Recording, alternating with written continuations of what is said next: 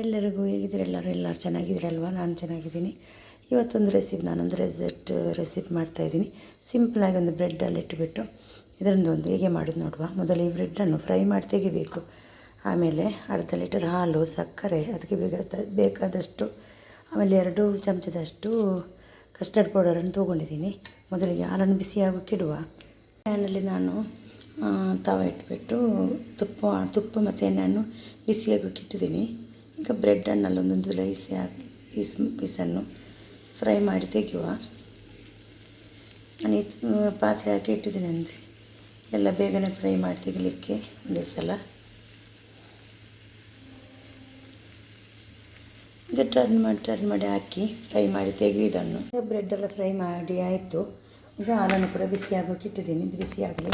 ಹಾಲು ಬಿಸಿ ಆಯಿತು. ಸಕ್ಕರೆಯನ್ನು ಹಾಕ್ತಾಯಿದ್ದೀನಿ ನಾನು. ಇದಕ್ಕೆ ಎಷ್ಟು ಸಕ್ಕರೆ ಉಂಟು ಮಿಕ್ಸ್ ಆಗಲಿ. ಚೆನ್ನಾಗಿ ಮಿಕ್ಸ್ ಮಾಡಿದ್ದೀನಿ.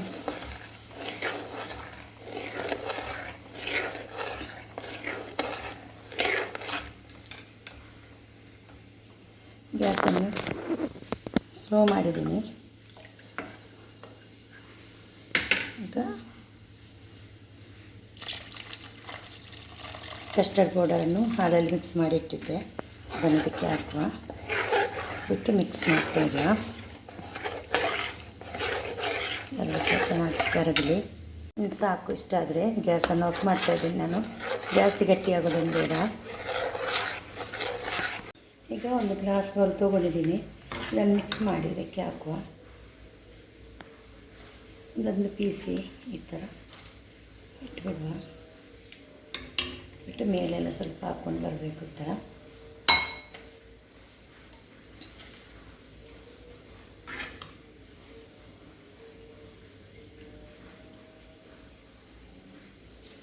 ಚೆನ್ನಾಗಿ ಕವರ್ ಆಗಬೇಕಿದು.